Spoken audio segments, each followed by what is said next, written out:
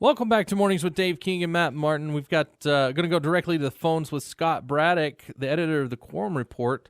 Scott, how are things going there in Austin? Going well. Things are starting to slow down a little bit. You can already tell that people are in the Thanksgiving mood. The people taking a little bit of time off, taking a little breather after the election, but we'll be right back to work, believe me, very soon. Yeah, I saw that you took a little breather last night. Why not? Yeah. Got to have a cigar and a drink. You got That's right. At some point, my friend. You know it. Yep. There's a lot of Texas news going on. We're seeing a lot of bills come in. None of them, to me at least so far, seem like the very serious, at least for now. But also we've got probably the biggest news that I saw this week was that the Attorney General Ken Paxton is being investigated, I guess, by the FBI. And the big thing about that is that this isn't just, this isn't the Texas Rangers or even just a small office there in Austin or something. I mean, this is the FBI looking into, I guess, everything. Isn't it amazing?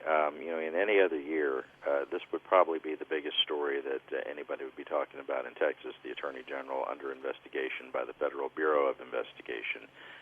And yet it almost sort of barely makes a blip with all the other craziness going on at the national level, but it is a big deal. The Attorney General's office is, and I think it's easy to lose sight of this, Matt, it's such an important and powerful office, and to be in what folks have described charitably as a bit of disarray because of what we're talking about. It's very unfortunate. I mean, this is the office that handles very basic, fundamental things like child support payments in Texas. This is the office that represents the state before the federal courts when we're fighting with Washington about something. They're suing over the Affordable Care Act and all that sort of stuff. So it's a very important office, and to have the AG just embroiled in this. What is a legitimate scandal is very unfortunate, and he says he's not backing down. I mean, that the nature of the allegations, and it's his own former top staffers who are saying this now. I mean, the Attorney General has been under investigation for the last 5 years over security fraud violations or securities violations that he says are sort of politically motivated and, part of the Austin swamp out to get him and that sort of thing. That's his argument. But on this, it's some very conservative people who were working in his office who are not just some of the top staffers, but the very top staffers who say that he's guilty of. And, of course, everybody's innocent until proven guilty in a court of law. But their allegation is that he has abused his office, that he has an improper relationship with a campaign contributor here in Austin, a developer by the name of Nate Paul. There's also an allegation that he's been having an extramarital affair with a woman who was apparently, lined up and given a job by this developer. So it's all really sort of nasty stuff that's really boiling over. And he told the Austin American-Statesman this week, Paxton did, that he's not backing down, and this is that the allegations are incorrect, and he wishes that this was not being fought out in the media and the courts. Although that's like what media? Yeah, if somebody, well, and what courts? I mean, if somebody's accused of potential crimes, the courts is where that would happen. Well, I think that the big thing, I'm a pretty right kind of guy. I'm a right leaning guy. But you look at Ken Paxton and the allegations. Number one, we've been saying this for a couple months now. You see a lot of the top officials, including the governor of Texas, kind of being hands off here, saying, "Let's wait and see what happens."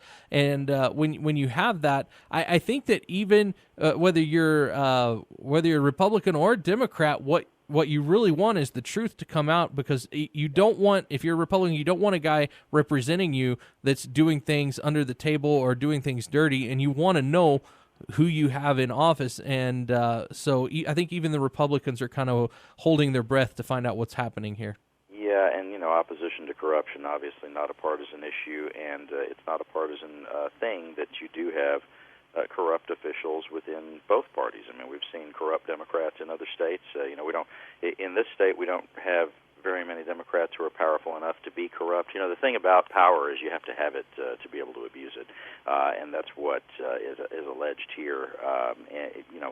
There's so many details to this. It's almost like you would need one of those cork boards like you see in the movie where you have, people's faces, pictures up on the cork board and pieces of string between the faces to understand how people are, connected to each other.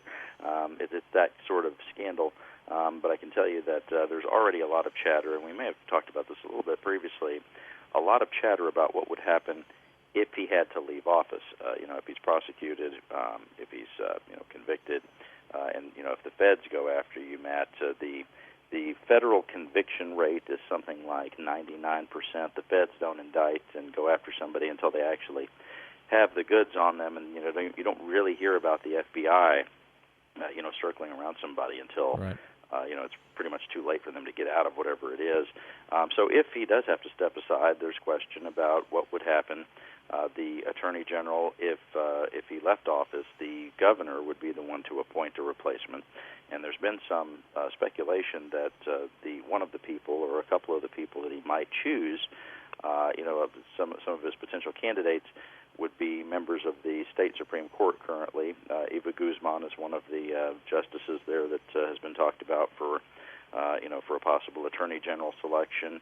And then, if that happened, then the Attorney General would, assume that new Attorney General would assume office, and then the governor would get to pick a Supreme Court justice to replace that person. Yeah. And then both those people would be on the ballot in 2022. Meaning that the governor would get to hand select at least two statewide office, candidates heading into the next election cycle, which would be, it would be on him to try to figure out who the winning team is going into 2022. Well, I guess another big thing. If I were him, I understand, the political side of that, but just you've got an AG that. That has embarrassed, I guess, the state of Texas to some extent if he ends up getting convicted. I'm not saying that's going to happen, but if it does, then why not look at some of these whistleblowers and see if you can put one of those in that position? I mean, It was the people that were right below him, they already know the job. They've been doing it. So, I don't know. It'd be kind of a slap in the face to him if you pulled that. I don't know. Yeah, not sure how the governor's going to handle that. Well, it's not politically good. It's just more of it sounds like fun to me. Well, and the governor, as you said, he and both the governor and lieutenant governor have taken a light touch with this, is the way that I would describe it. They both kind of said, this is very concerning, but they didn't want to go any further with that, with any comments until there's more developments on this. Yeah.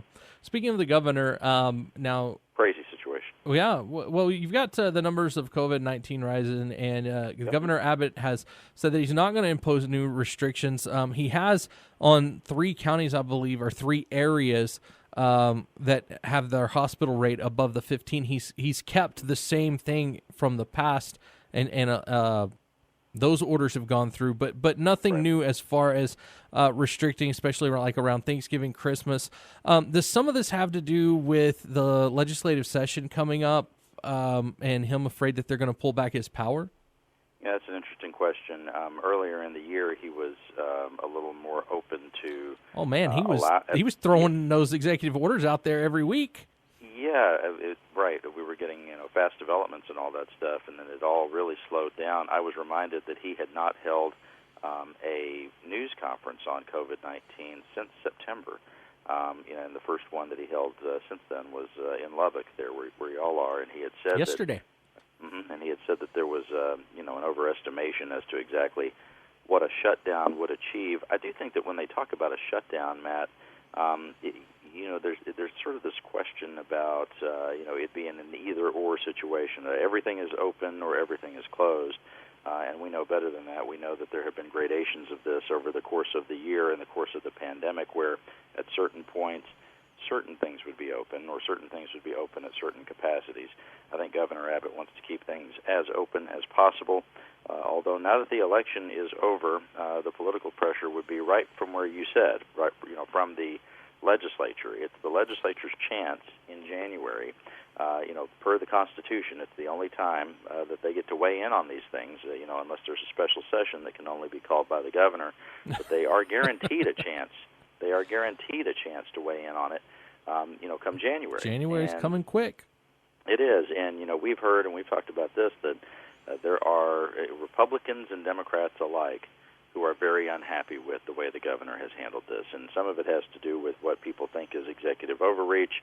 Other people are, unhappy about the fact that they felt like he didn't do enough. Other people think that he did too much, and then you have maybe another category of people that I think I kind of fall into this one, Matt, which is, he just doesn't stick to his own plan and kept reversing himself on some of the stuff. Key things that he reversed himself on. My big thing, where we stand is here and there. I mean, this is something that some things had to be done, I guess. But my point was that it wasn't done in what I would consider what would it. I'm trying to think of. There was no accountability. You didn't have he didn't call a special session. He didn't try to get anybody else involved. It really all went to him. And I think in this circumstance, maybe after 30 days, a special session should have been called, and then you have accountability from whatever you chose. You have an accountability as far as representatives have had their say, and that's my opinion. I just think that he did overreach. I think for 30 days, it's understandable that your governor would have the ability for at least 30 days to say, we've got an emergency here, we have to make a decision, I've got to do this. But after that 30 days are up, I really think that there needs to be discussion involved.